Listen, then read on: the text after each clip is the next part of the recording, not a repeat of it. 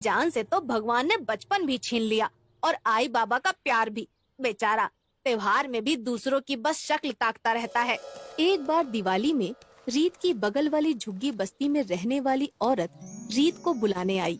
ए रीत बाबा, यहाँ काहे मुंह फुलाए बैठा हुआ है? चल हमारे साथ चल के दिवाली मना।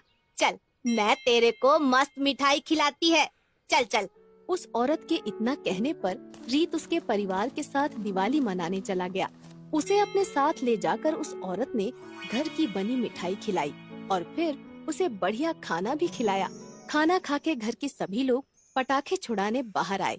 उस औरत के बच्चे रंग बिरंगी फुलझड़ियाँ जलाने लगे। उन्हें देखकर रीत का भी फुलझड़ियाँ जलाने का मन करने लगा। भाई, मेरे को भी एक फुलझड़ी जलाने को दो ना। मैं क्यों दूं? मेरे बाबा मेरे छुड़ाने के लिए लाए हैं, मैं नहीं दूंगा। अच्छा भाई, अपनी वाली छुड़ाने के लिए दे दे, बस थोड़ी देर पकड़ के वापस कर दूंगा। अच्छा, थोड़ी देर के लिए? तो मैं तुझे अभी देता हूँ, बस 2 मिनट में। ये कहकर रीत ने उस बच्चे से फुलझड़ी ले ली, लेकिन रीत के फुलझड़ी लेते ही वो बच्चा झूठ मूठ कर रोने लगा और सीधा अपने बाबा के पास गया। बाबा, वो छोकरे ने मेरी फुलझड़ी ले ली। उसके बाबा गुस्से में तमतमाते हुए आए और रीत से फुलझड़ी छीनकर उसे लात मार दी। साले अनाथ, तुझे हाथ क्या दिया? तू तो सिर चढ़ गया। मेरे छोकरे की फुलझड़ी छीनेगा? उस औरत का पति रीत को लातों से मारने लगा। भाऊ, भाऊ, मार क्यों रहे हो?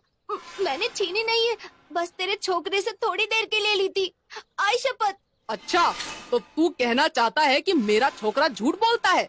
साला एहसान फरामोश, भाग यहाँ से। आइंदा मेरी झुग्गी के आसपास भी दिख गया तो साले टांगे तोड़ दूंगा। आईजी की शपथ। रीत रोता रोता वहाँ से भाग आया और पास के ही गणेश पंडाल में जाकर बैठ गया।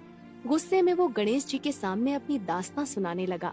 हे देवा, एक तो आई बाबा भी नहीं दिए, त्योहार में कोई साथ निभाने वाला भी नहीं दिया, ऊपर से आज एक परिवार के साथ दिवाली मनाने का मौका मिला तो तूने वो भी मुझसे छीन लिया। इतनी ही चिंता है तुझे अपने भक्तों की। रीत रोता जा रहा था और साथ ही साथ भगवान को अपनी दुख भरी कहानी बताए जा रहा था। खैर, समय बीतता गया और रीत फुटपाथ के किनारे रहने लगा। इस तरह बीतते बीतते रीत की जिंदगी में एक और त्योहार आ गया, जो था 15 अगस्त, यानी कि स्वतंत्रता दिवस। हाँ, वही दिन जिस दिन लोग घर पर बैठकर छुट्टी का मजा लेते हैं और सावन के बादलों के बीच पूरे दिन छत पर पतंग उड़ाते हैं। रीत को हमेशा से पतंग बहुत पसंद थी, लेकिन बदकिस्मती से उसके पास एक भी पतंग खरीदने के पैसे नहीं थे। वैसे ही बड़ी मुश्किल से रीत का खाने पीने का गुजारा हो पाता था, तो पतंग खरीदना तो दूर दूर तक रीत के बस में नहीं था। लेकिन इसका रीत ने एक रास्ता ढूंढ निकाला था। भले ही वो पतंग खरीद नहीं सकता था, लेकिन जो पतंग कट जाती थी उन्हें तो वो लूट ही सकता था। इसलिए रीत को अब जब भी पतंग उड़ाने का मन करता था, वो आसमान में बस कटी पतंगों की ताक में रहता। जैसे ही कोई पतंग कटती, रीत बिजली की तरह उसके पीछे दौड़ पड़ता और उससे जुड़े थोड़े से मांझे के हिस्से से ही पतंग उड़ा लेता था। एक दिन ऐसे ही आसमान में रीत को एक बहुत सुंदर हरी पतंग दिखी, जो कट के हवा में लहरा रही थी। रीत को हर हाल में वो पतंग चाहिए थी। रीत दौड़ता दौड़ता उसके पीछे गया और बहुत दूर तक उसका पीछा करता गया। आखिरकार रीत ने उस पतंग को पकड़ ही लिया और उसे लेकर वापस आने लगा। तभी रास्ते में उसे 3 लोग बाइक पर दिखे, जो बाइक से उतरकर उसके रास्ते में खड़े हो गए। भाऊ, रास्ते से हटने का ना, मेरे को जाने का है। अरे ओ छोकरे, चले जाना, लेकिन पहले ये पतंग तो देता जा। नहीं भाऊ, ये बेचने के लिए नहीं है, ये मैंने पकड़ी है पतंग। ए, हमारी पतंग है ये। इतना ही शौक है तो खुद की पतंग खरीद जाके। लेकिन भाऊ, पतंग तो मैंने पकड़ी है ना, तो अब ये मेरी हुई। ए छोकरे, तू ऐसे नहीं मानेगा, समझाओ रे इसको अच्छे से। ये कहकर वो लोग रीत को मार मार कर उससे पतंग छीन लेते हैं। रीत रोते रोते अपने आप को झाड़ कर उठा और दूर एक सड़क के किनारे जाकर बैठकर रोने लगा। तभी अचानक रीत के बगल में एक पतंग कटकर अपने आप गिर गई। रीत को नहीं पता था कि ये पतंग किसकी थी, क्योंकि इसमें तो डोर ही नहीं थी और ये वाली पतंग तो पहले वाली से भी सुंदर थी। सुनहरी रंग की बिल्कुल सोने की तरह पतंग। लेकिन वो पतंग बहुत भारी थी। रीत को भी ये देखकर बहुत हैरानी हुई कि इतनी भारी पतंग हवा में कैसे उड़ रही है। खैर रीत उसे लेकर अपने सड़क किनारे के टेंट में ले गया और उसे देखने लगा। पतंग को वो देख ही रहा था कि अचानक उससे पतंग की नोक का हिस्सा टूट गया।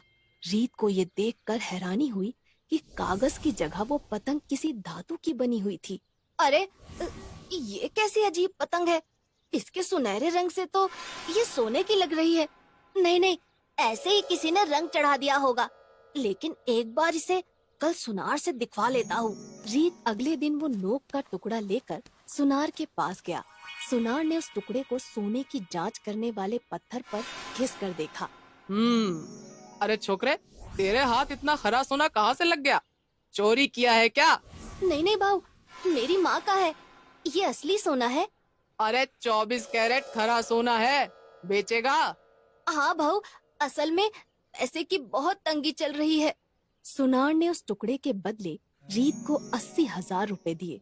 रीत तो इतने सारे पैसे पाकर फूला न समाया, लेकिन उसने इन पैसों को इधर उधर बर्बाद करने की बजाय एक मिठाई की दुकान खरीद ली और धीरे धीरे पतंग के टुकड़े बेचकर वहाँ अच्छे हलवाई और लोग लगा दिए।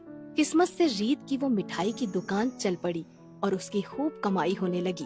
अब तक पतंग का 1/4 हिस्सा भी नहीं बिका था। धीरे धीरे रीत ने कई धंधे खोल लिए और कुछ सालों में रीत बहुत अमीर हो गया। कभी अनाथालय और झुग्गियों में रहा बच्चा आज 24 की उम्र में इतनी सारी दौलत और प्रॉपर्टी का मालिक था और बंगले